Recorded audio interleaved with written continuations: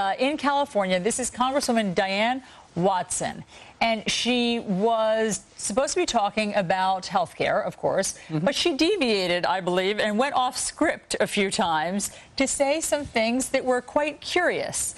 Let's listen to the first thing that she says about Rush Limbaugh and President Obama's heritage.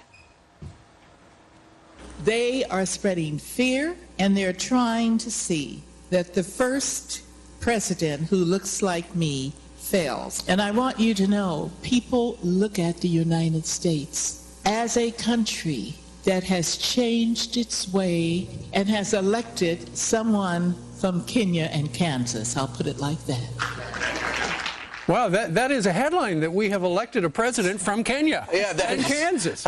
Now, Kansas, a lot of the birthers will be happy about that. They have some proof. Confirmation. When you talk about Kansas presidents, of course, you're talking about Dwight Eisenhower from my hometown of Abilene. But to mention, remember, this is a sitting member of the United States Congress saying that the President of the United States was born in Kansas and Kenya as well. Also, just the part where she said that they are trying to see that the first president who looks like me fails. Is she injecting race into that? What is that all about? I don't know if you saw the Clinton years or the Bush years, because I don't think race had anything to do with it. It was ideology that had President Bush with a lot of fervent foes, as well as people who wanted to see Bill Clinton be unsuccessful as president. I don't think it had anything to do with the color of their skin. All right, that wasn't the only curious thing she said. She also was talking about the health care plan, and she held up Cuba as a shining example of universal health care, which they do have universal health care. That part is true, of course. She didn't mention that the doctors there are also paid $15 a month, and that they often don't have access to necessary drugs. That's the small print, Allie. The details, excuse me. So let's listen to what she said about Cuba and its leader. You can think whatever you want to about Fidel Castro, but he was one of the brightest leaders I have ever met. Bad news for Fidel Castro. He's still alive, by the way. Number two is, he might have universal health care, which pleases him and Michael Moore, who did a whole feature on that, thought he would try to humiliate the country. The other thing he has, main mode of transportation is still the oxen. Still the ox. They've given up all. They've given up cars. Yeah. No, they've got cars from 1965. Oh yeah, that's where time forgot. I just don't know what the obsession is for certain lawmakers with Fidel Castro. They love this guy. Well, she said that he was one of the brightest world leaders that she's ever met. Maybe she simply has not met any other world leaders. Very good point. All right. Meanwhile, let's talk a little more about. Now, this is one of the most powerful Democrats in the Congress. He writes tax laws. Right. He is the chairman of the House Ways and Means Committee. His name is Charlie Rangel.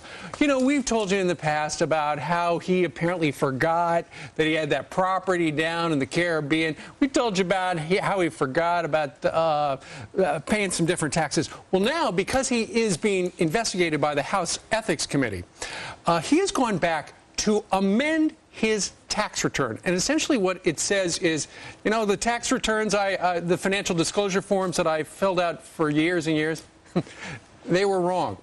We now find out they were wrong by millions of dollars. How about this? How is that possible? A guy who's making about $150,000 a year, it can be off by millions of dollars. It happens. Sometimes you have 4 mutual funds, high-yielding mutual funds. Sometimes you have 2 parcels of land in New Jersey and forget about it. Sometimes you have huge amounts of Pepsi stock and don't understand where it was, and you left it under your socks.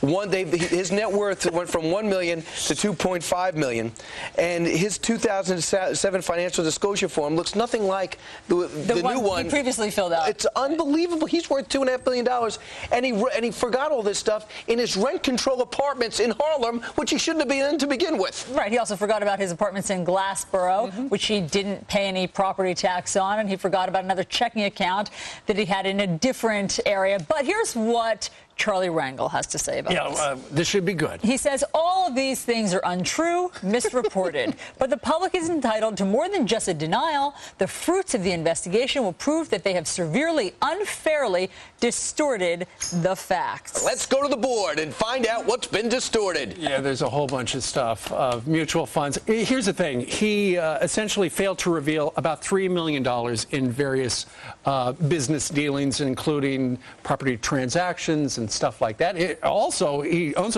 a parcel in New Jersey that he is apparently in arrears for taxes, and he forgot he had it. He never put him down. Now, keep in mind, this is the guy who writes the tax law. And remember, our tax laws are very complicated.